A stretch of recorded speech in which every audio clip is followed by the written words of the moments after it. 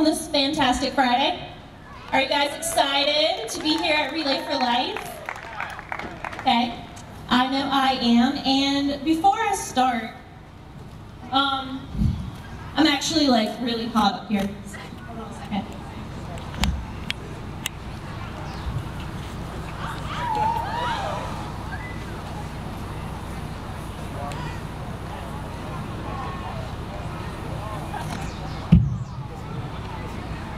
All right, that's much better. Okay, so I don't really know exactly how to start. I don't know how many times I've sat down and tried to think about what I was going to say at Relay for Life. It kind of snuck up on me and got here a lot faster than I thought I did. I mean, how do you sum up the past 8 years of your life in about 10 minutes? You know, how do you figure out how to put everything you want to say in there, you know, not make it too boring, not make it too depressing, you know, make it somehow inspirational. Kind of a lot of pressure, really. But I just hope that when I'm finished, when I've said all I have to say, that you're reminded of why you're here and why you relay. Whether it's for yourself, whether it's for your friends, your family, really, really think about it. It's an amazing cause, and you have no idea how much it means to me that all of you guys are here, and I know that my fellow survivors feel the same way. It's going to be a long night, but we're ultimately here to raise money to find a cure for cancer, and how great would that be, right? A world without cancer? Sounds pretty good. So anyway, thank you for coming and helping making UNCG's Relay for Life that much more special. So, now on to the hard part. Talking about cancer. Cancer sucks. It sucks a lot. It takes people's lives. It makes other people's lives miserable. Cancer doesn't care if you're white, if you're black, if you're Asian, if you're Hispanic, whatever. It doesn't matter if you're a boy. It doesn't matter if you're a girl. It doesn't care if you're 3 years old. Cancer can and will make you a victim. At the same time, cancer is also kind of amazing. It makes you that much stronger as a person. It brings you closer to your friends and your family. It makes you appreciate what you really do have going for you in life through those struggles. I was diagnosed when I was 13 years old. I was in 8th grade. Everything seemed to be going pretty good, and one day I found a lump on the side of my neck on the right side, and it was about the size of a golf ball. So it was pretty significant, and it had been there one day. I mean, hadn't been there one day, and then all of a sudden was there, so it's kind of weird. But we went, long story short, we went to several different doctors, and I had a blood biopsy, and that's when it came back positive for papillary thyroid cancer. And that time is kind of a little blurry, like from about December to February when I had my surgery. But if I remember correctly, I found out right around Christmas. And me and my parents are over here, by the way. Actually, my mom and my dad, they beat traffic and made it here on time. But we were making cookies, and when I came home that day, there was a book open on the kitchen table. It was a red book, one that I recognized right away. It was a medical reference book that belonged to my grandmother. So I kind of started thinking, like, what does this mean? Did the doctor call or whatever? And later, you know, my mom pointed to the page, and all I saw were the words cancer. Like, all the other stuff on the rest of the page didn't really matter to me in that moment. It didn't matter that thyroid cancer is like in the 90% for survival rate. It didn't matter that, you know, people say if it's the cancer you have to have it. Like, it didn't matter. I had cancer. My grandmother had cancer. You know, it took her life. I started wondering, you know, would it take my life? But and I didn't even tell my friends. I didn't know how they would treat me. I didn't know if they would think any differently about me. I just wanted to kind of keep living my life as normal as possible through everything that was going on. So February of that year, I had 5.5-hour surgery to take out my thyroid and my surrounding lymph nodes that were infected. And then I had 3 rounds of radioactive iodine. They told me that most people will have the surgery and then like 1 round of radioactive iodine treatments. Also, most people have about 1% less 1% or less of uptake, and even after my surgery, my uptake was 25%.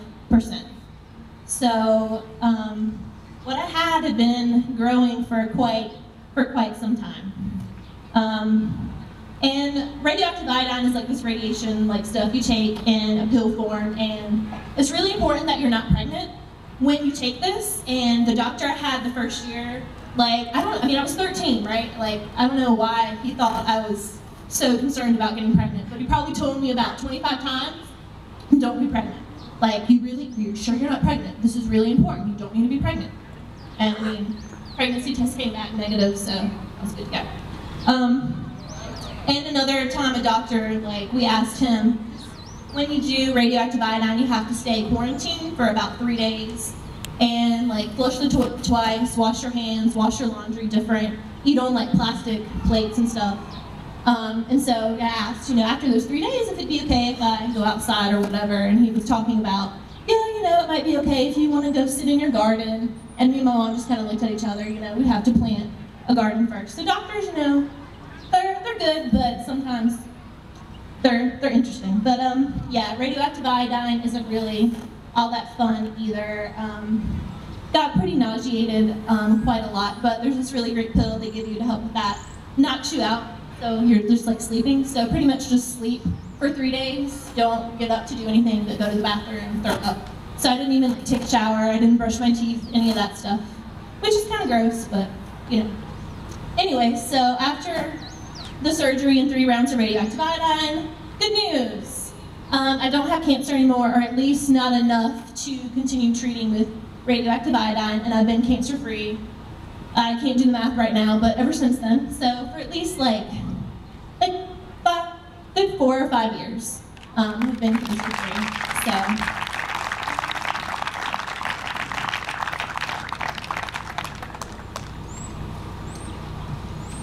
Then the crazy thing is, my doctor, my amazing doctor, who was helping me through this process, I came in for a checkup one day and he said, "You'll never guess what happened to me." And of course, I have no idea what he's talking about. Well, he got diagnosed with the exact same thyroid cancer that I had been diagnosed with. It's just kind of like, what are the chances of that, right? The doctor that's treating you for thyroid cancer gets that thyroid cancer too. So that was kind of crazy, and I didn't really know what to say at the time. I mean, it's not like cancer's contagious, it's not like I gave it to him. And I've never wished cancer on anybody, ever. It doesn't matter, like, if you're a horrible person, if you smoke 20 packs a day, like, cancer, not fun, not something I would wish even on my enemies. But, so yeah, cancer sucks, cancer's great, cancer's a lot of things. And I'll ask you guys again, why do you relay? Why are you here? Who are you here for? Whatever it is, don't forget it.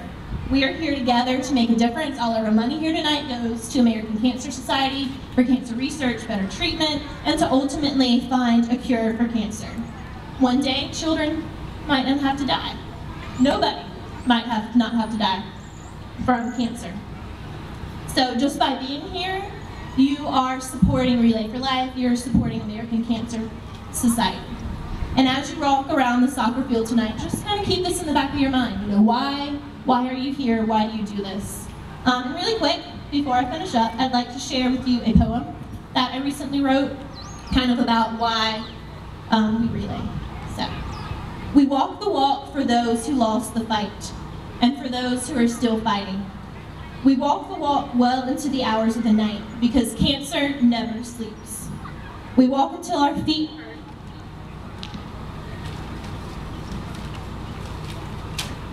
Until we are tired and feel like giving up. We walk to show we care.